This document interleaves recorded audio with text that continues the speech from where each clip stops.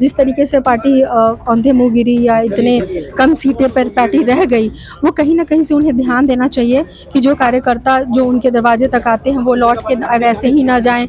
जो बेचारे दूर-दूर से आ कर के कोई आता है परेशानियाँ उठा के और वो बगैर मिले चल जाता है, तो कहीं न कहीं आप जनता की आवाज़ नहीं पहचान पाते हो।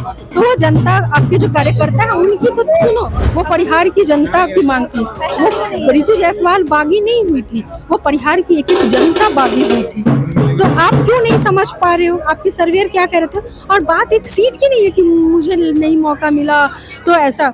मैं बात उस सम्मान की कर रही हूँ कि जो उन कार्यकर्ताओं को तो मिलना चाहिए था ना, वो क्या कह रहे हैं वो तो सुनना चाहिए था ना। जो वोट दे के उन्होंने प्रूफ भी कर दिया, या कोई आकर के कह दे कि उसे पेंशन इसलिए काट दिया गया क्योंकि मुस्लिम था, एक व्यक्ति आपको नहीं मिलेगा।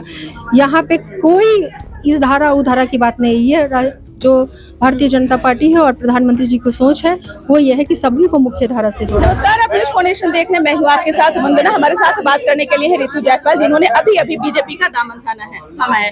आपके ऐसे हजारों वीडियोज हैं जिसमें आपने एक समय में बीजेपी को बहुत कोसा। ऐसी क्या परिस्थिति रही कि फिर आप बीजेपी के? ठीक है, जब आप एक धारा से जुड़े रहते हो ना, तो वो धारा के हिसाब से ही आप सोचते हो और देखते हो, ठीक है। तब आप कहीं ना कहीं से एक धारा में जुड़ करके मुझे एक व्यक्ति को, यानी जो गरीब व्यक्ति है, जो अंतिम पंगत में बैठा हुआ व्यक्ति है, असल में आज सबसे ज्यादा जरूरत एक या दो धारा से जुड़ने की नहीं, लोगों को मुख्य धारा में लाने की ज्यादा जरूरत है। और वो देश के प्रधानमंत्री नरेंद्र मोदी जी कर रहे हैं कि कैसे अंतिम पंगत में बैठे व्यक्ति को भी मुख्य धारा से जोड़ा जाए। तो ये जो दो धाराएं बहती हैं, उससे ज्यादा जरूरी है कि हिंदुस्तान के एक एक नागरिक को मुख्य धारा से जोड़ा जाए, वो किसी भी चीज से वंचित ना रहे।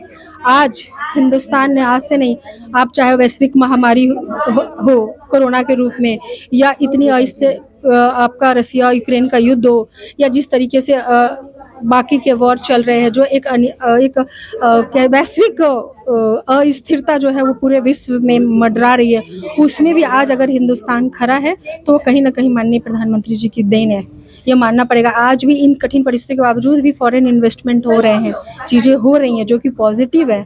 तो हमें ये देखना चाहिए, ये नहीं है कि आप एक धारा से जुड़े हो तो आप दूसरी धारा को सीधा सीधा गाली दे रहे हो। अरे देश के प्रधानमंत्री जी तो बिना भेदभाव के, बिना किसी के, वो तो सबको ही मुख्य धारा से जोड़ना चाहते हैं। कोई व्यक्ति ये कह दे, कोई भी मुस्लिम आकर के ये कह ददे कि उसका आवास योजना से नाम सिर्फ इसलिए कट गया कि वो मुस्लिम था, या कोई आके कह दे कि उसे राशन इसलिए नहीं मिला कि वो मुस्लिम था, या कोई आकर के कह दे कि उसे पेंशन इसलिए काट दिया गया क्योंकि मुस्लिम था, एक व्यक्ति आपको नहीं मिलेगा। यहाँ पे कोई इस धारा उधारा की बात नहीं है। जो भारतीय जनता पार्टी है और प्रधानमंत्री जी की सोच है वो ये है कि सभी को मुख्य धारा से जोड़ा जाए, और इसी से मैं प्रभावित हुई। अब आप कहोगे पहले आपको क्यों नहीं दिखा, कहोगे पहले इसलिए नहीं दिखा क्योंकि पहले मैं एक धारा से सोच रही थी। जब मैं निर्दलीय होकर के मुझे लड़ने का मौका मिला और दोनों ही धाराओं के लोगों ने मुझे बराबर सपोर्ट किया। अगर मेरी वोट अगर 65,000 से ऊपर आई तो आधे वोट सभी धाराओं के लोगों के हैं, तो मुझे सभी धाराओं के लोगों की प्रॉब्लम को समझने का मौका मिला। तो मुझे लगा कि अरे इस सबकी समस्याओं को दूर करने के लिए सबसे ज़्यादा चाहत या अंदर में बेचैनी किसकी है, तो निश्चित तौर पे देश के प्रधानमंत्री जी को है। तभी आप देखो कि किसान सम्मान योजना हो या आयुष्मान जैसा बड़ा एक, जहाँ पे गरीब भी जिंदा रहने की आज के देश में सोच सकता है आज के वक्त में, ये किसकी देन है? सिर्फ कहने से, विपक्ष में रह के कहने से तो नहीं होगा, आंखें मूंद लेने से सच्चाई नहीं बदलती।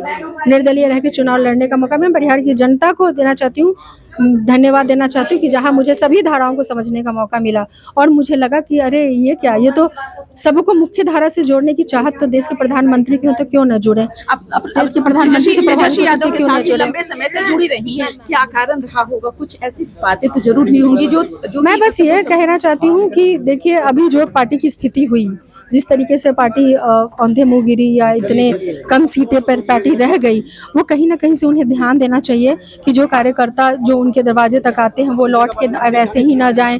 जो बेचारे दूर दूर से आ करके कोई आता है परेशानियां उठा के और वो बगैर मिले चल जाता है, तो कहीं ना कहीं आप जनता की आवाज़ नहीं पहचान पाते हो। तो वो जनता, आपके जो कार्यकर्ता है उनकी तो सुनो, अगर आपने उनकी सुनी होती तो पता होता कि परिहार की जनता क्या चाहती है। वो रितु जायसवाल की मांग नहीं थी, वो परिहार की जनता की मांग थी। वो रितु जायसवाल बागी नहीं हुई थी, वो परिहार की एक एक जनता बागी हुई थी। तो आप क्यों नहीं समझ पा रहे हो? आपके सर्वेयर क्या कह रहे थे? और बात एक सीट की नहीं है कि मुझे नहीं मौका मिला तो ऐसा। मैं बात उस सम्मान की कर रही हूँ कि जो उन कार्यकर्ताओं को मिलना चाहिए था ना, वो क्या कह रहे वो तो सुनना चाहिए था ना। जो वोट देके उन्होंने प्रूफ भी कर दिया, अगर मैं गलत हूँ तो बताओ आप, उन्होंने प्रूफ किया ना वोट देके कि पार्टी तीसरे नंबर पे चली गई। वो जनता की आवाज तो सुनो, मत सुनो रितु जायसवाल की आवाज, जनता की आवाज तो सुनो, कार्यकर्ता की आवाज सुनो। महिलाओं की बात तेजस्वी यादव करते हैं, कहते हैं कि हम सबको सबका सम्मान। आज जीविका के माध्यम से जिस तरीके से आज गांव में जो महिलाएं सिर्फ चूल्हे तक सीमित थी, आज उनके हाथ में रजिस्टर और पेन लिए जब आप देखेंगी ना, तो एक अलग ही सशक्तिकरण का एहसास आपको होगा कि क्या आज महिलाएं गांव से निकल करके जो उन्होंने क्लस्टर बनाए हैं, जो महिलाएं जुड़ रही हैं, जो अभी बैंकों में या हर जगह पे वो हिसाब किताब जब लिखने बैठती है ना रजिस्टर पे, और वो पूरा ब्यौरा लेती है ना, और किस तरह से संगठन जीविका का चलाती है ना, वो एक अलग ही खूबसूरती है और अलग ही शक्ति का एहसास कराता है। बीजेपी से मिलेगी बखूबी उसका निर्वहन हाँ, निश्चित तौर पे नहीं, जो भी जिम्मेवारी मिलेगी और नहीं भी मिले तो भी मैं जनता के साथ जुड़ी हूँ, ये मेरा स्वभाव है। बहुत शुक्रिया। तो आपने सुना कि क्या कुछ हो रहा था। रितु जायसवाल एक समय में राष्ट्रीय जनता दल की जो सिपाही के तौर पर जो है वो काम कर रही थी, लेकिन आज इन्होंने बीजेपी का दामन थामा है और तमाम दर्दों को इन्होंने साझा किया है। आप क्या सोचते हैं, अपना ओपिनियन कमेंट बॉक्स में जरूर दीजिएगा। धन्यवाद।